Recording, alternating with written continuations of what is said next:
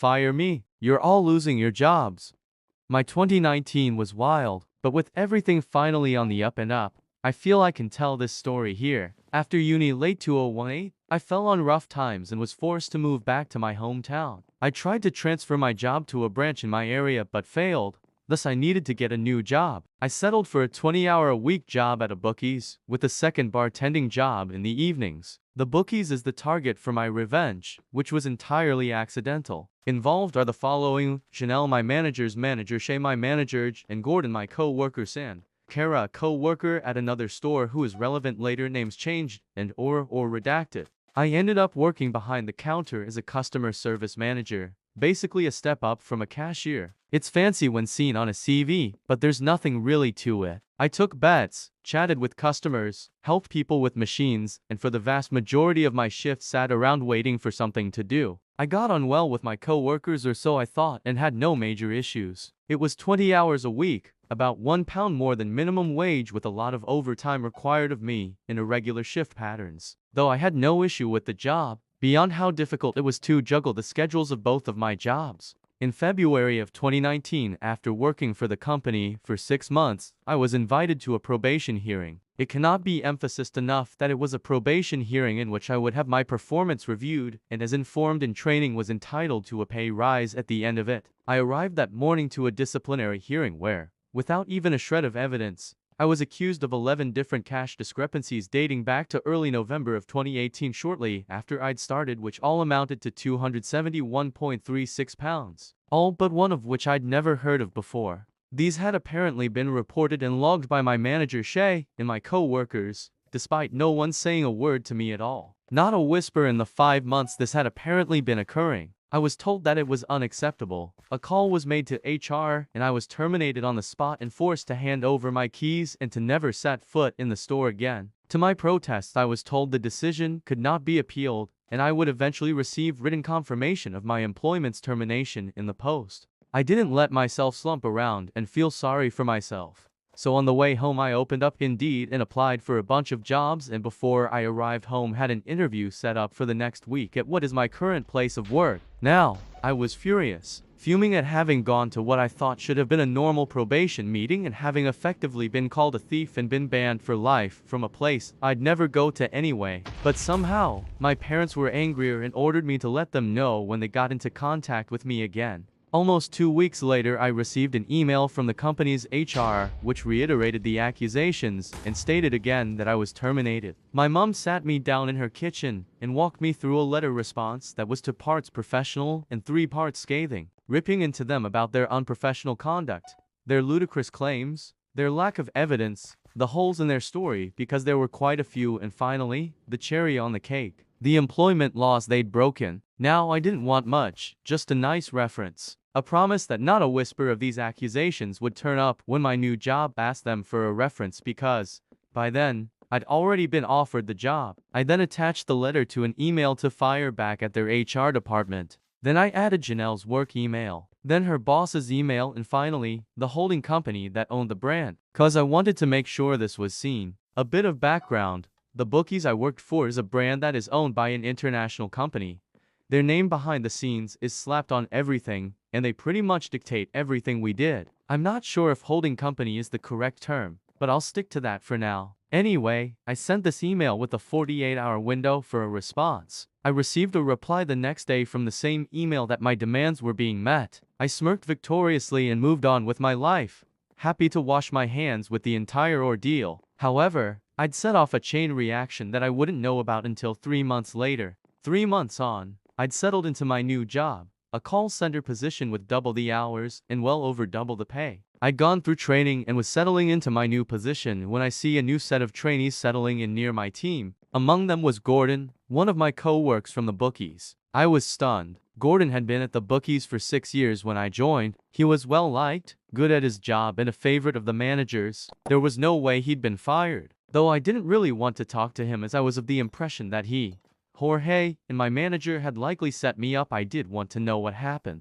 Luckily, on seeing me in the break room one shift, He sought me out and told me everything. Apparently, my email had been read by the higher-ups in the holding company and had caused a lot of scrutiny to fall onto the bookies in our town, of which there were 3 in our area that Janelle was responsible for. 2 in my town and a third in a neighboring one. Someone in HR passed a message down to the area manager, Janelle's boss, claiming they wanted things investigated and they wanted results yesterday, causing him to drop everything and descend on our little town with the panic and aggression of a man whose superiors were watching his every breath. He went to Janelle wanting to know why he hadn't been made aware previously that I was apparently stealing money, why I had been given keys to the shop and shifts on my own when allegations of that nature were attributed to me, and why I hadn't been put under investigation. Turns out, Janelle had in fact put in my employee file that I was under investigation, but had never actually gone through with any of the official procedures for monitoring and investigating me. Shock horror. Thus she had fired me for the accused crime without looking into it at all, falsely claiming otherwise. Thus, the area manager took the dates and amounts of the cash discrepancies,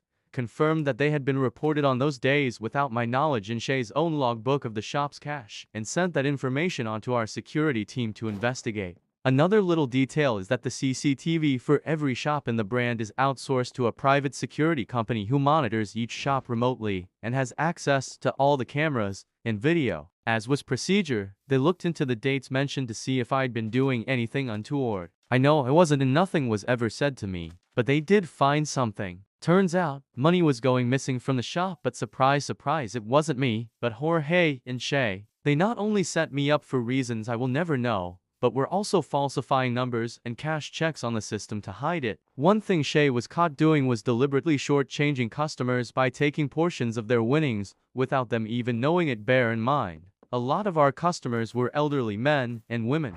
Gordon claims that he once opened the shop after I and Shay had closed the night before and noticed a cash difference, but had been told not to say anything to me as I was under investigation and it could compromise it. He did apologize and I let it go. Needless to say, Jorge and Shay were fired. But it doesn't end there. Our team was small, including me. There were a total of 4 people working at the store, as they hadn't been able to hire anyone to replace me.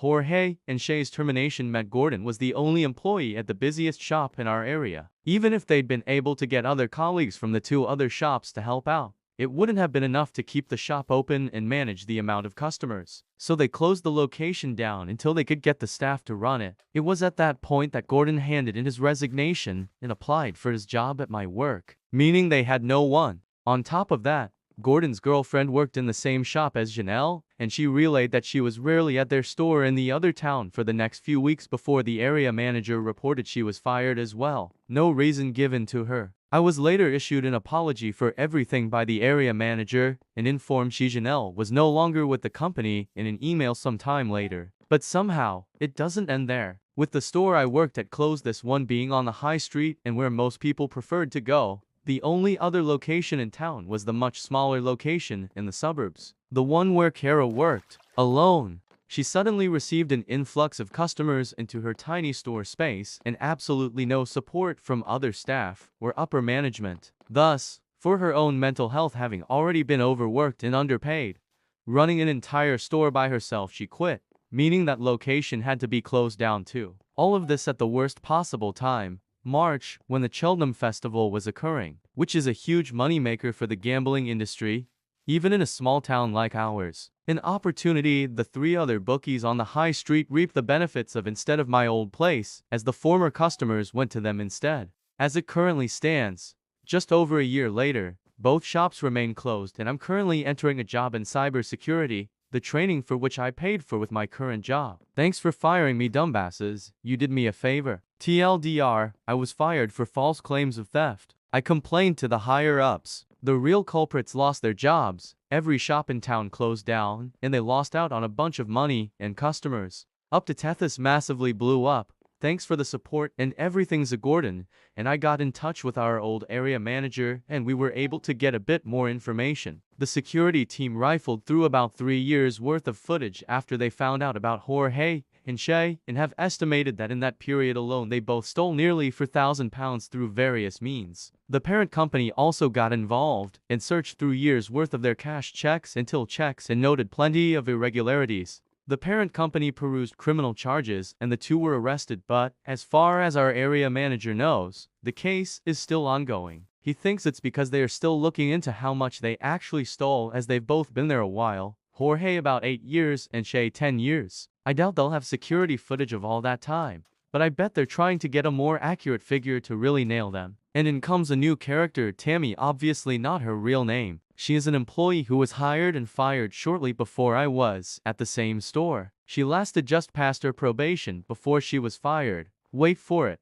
4 months worth of cash differences and false till checks she wasn't made aware of prior. However, her situation is far worse than mine. Tammy is in the process of suing the company for wrongful termination alongside financial and emotional damages, as she was put under a lot of stress whilst in the job by Shay, who apparently left her to fend for herself and would refuse to step in when customers got aggressive, and then had a miscarriage shortly after her employment was terminated. Our area manager doesn't know anything more, as it's escalated and gone way above his head, and I doubt I'll be able to get any more information on it. But I doubt the company's doing too well on that front, and I wish her the best. Gordon and I are considering reaching out to some of the other fired employees, of which he can name a few who were terminated for similar reasons, to get their side of things. But it seems very clear that what Shay and Jorge were doing was going on for a long time, and I was only the latest scapegoat. Janelle, unfortunately, is perfectly fine as far as I'm aware. Her husband and her opened a taxi company several years ago, and she seems to have just got more involved with that. I haven't seen her, so I wouldn't know, but she was terminated for gross misconduct and for not following procedure, which is kinda what I expected. And Kara, who our area manager actually really dislikes but is lovely and did not deserve what she went through, is doing okay. I've messaged her and she and her partner recently bought a house. She also got a job as an events manager at a local historical site. She's happier there as she actually has people to talk to at work and isn't alone anymore. TLDR, Jorge and Shay are being prosecuted after stealing thousands. A former employee is suing after going through the same thing as me but worse. Janelle is fine and so is Kara.